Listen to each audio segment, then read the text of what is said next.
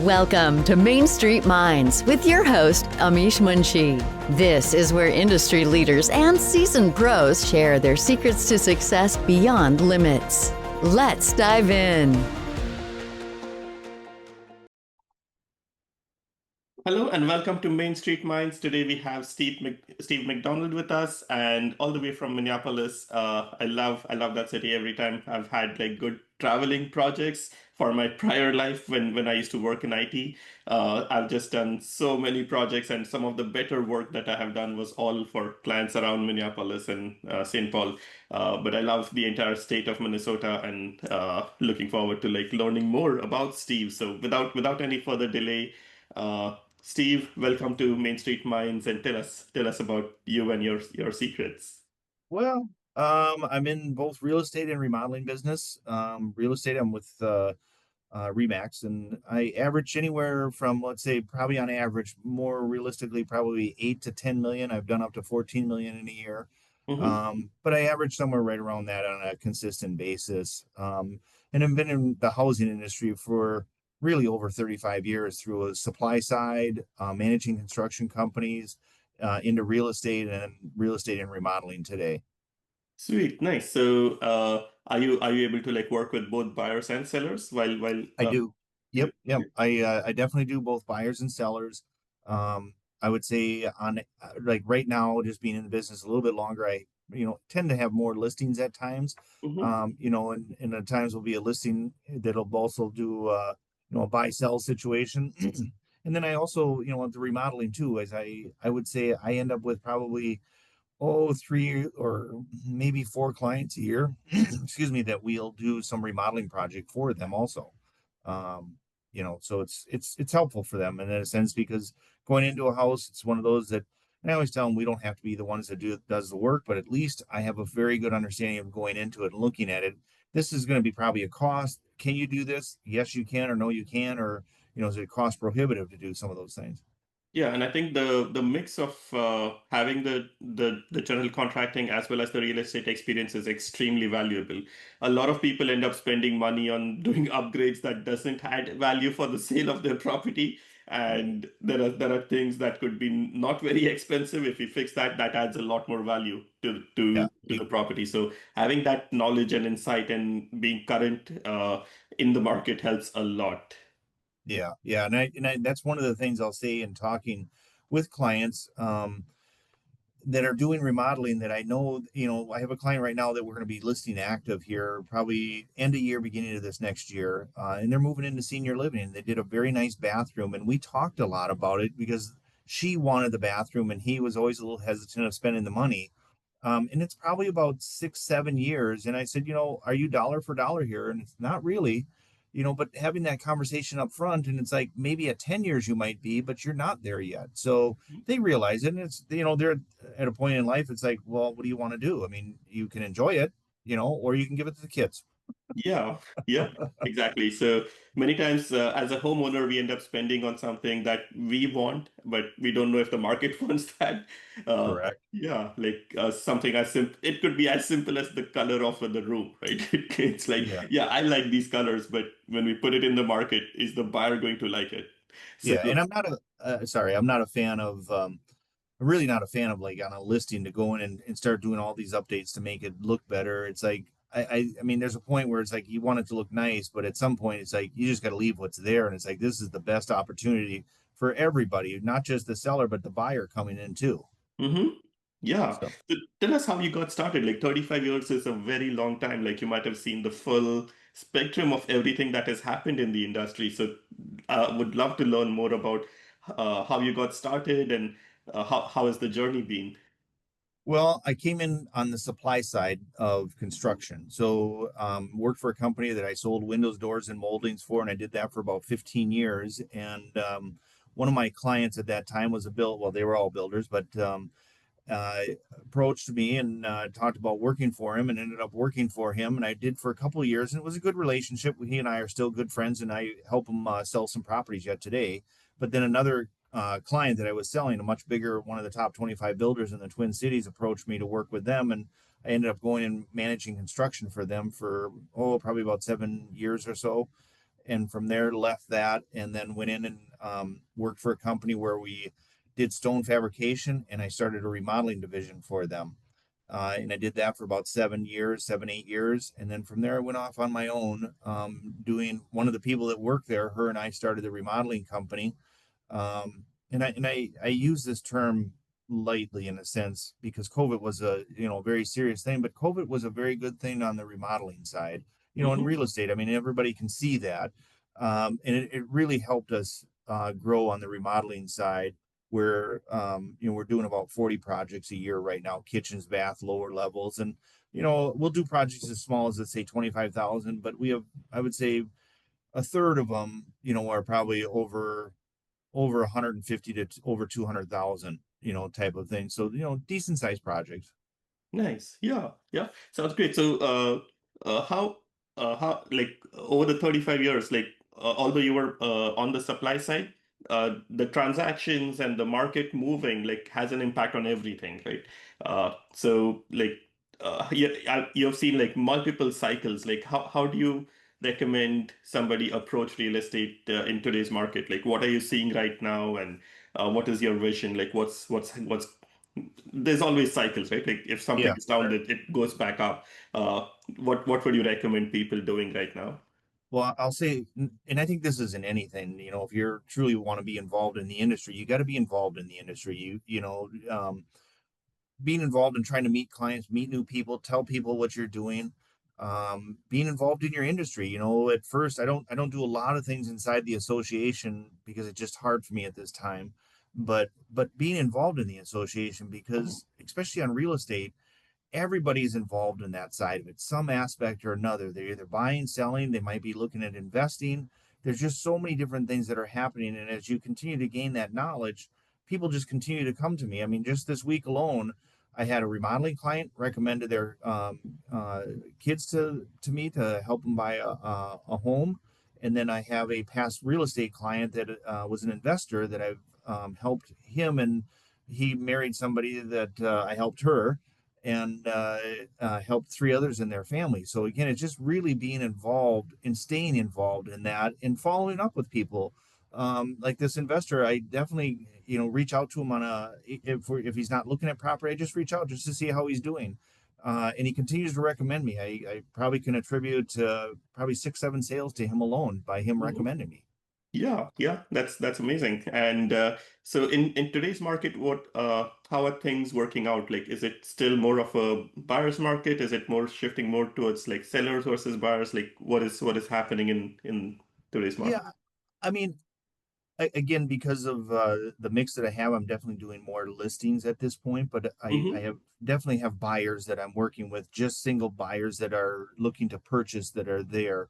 I mean, I think it is a good time for a buyer to get into the market right now, Hmm. because even though inventory is starting to move its way up a little bit, inventory is still very short. But I personally feel interest rates are going to make a change here, for the Yeah, good for everybody. And as yeah. that happens, I think, especially if it's a couple drops in the interest rates, the market is really going to take off. And as a person looking to buy, I think to hedge your position, if you're in the market and can do it right now, I think now is one of the best times to jump in, because you're not going to have that competition of moving that price up so much in the value of the property, and you can always go back and refinance it as the market drops on the Yeah. interest rates. Yeah, and a lot of buyers I think are like thinking like, oh, prices are going to drop and I will buy when the rates are better. But the Yeah. fact about real estate is at purchase, it's always going to look like it's a little bit of a stretch. But at the moment, if we stretch it out and like take the plunge and actually buy, I think every the buyer is going to be like super happy. In Yeah, and I agree. And it's not like the 2008 market where, so much was financed and there really was not a lot of equity in the market in people's homes.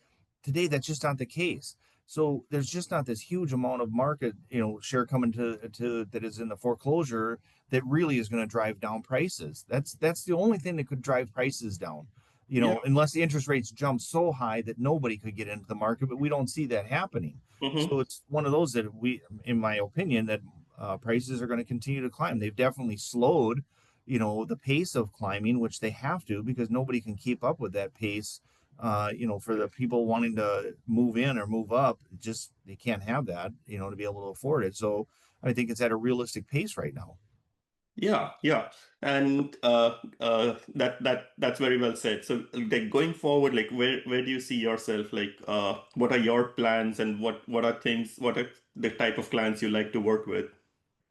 Yeah, I mean, some of it is, again, you can understand. I've been in the industry for a little over 35 years, so I'm towards the end of that cycle, and some of it is I don't spend as much time, in a sense, cold calling on clients because of everything that happens, but just from my daily work of meeting clients from, new clients in real estate that will approach me, or somehow I'm able to meet them either through a referral or whatever, or the remodeling side, is that I continue to try to foster all those relationships and meet people, because it's one of those, once you have that really nice core of past clientele and anything that I've done or known, and just personal friendships and family relationships, all that, and they understand what you do.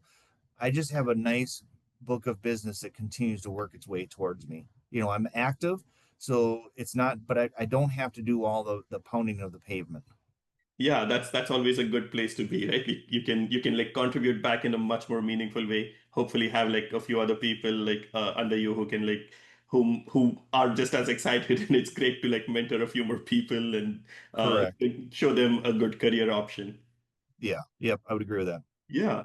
So yeah, and what outside of work, like what are some of your hobbies? What do you like to do? Well, I have a place, as you said, I live in Minnesota, but I have a place up in northern Wisconsin that I cabin that I love to spend time, and we've done a lot of different things to it. So it's kind of my Zen place.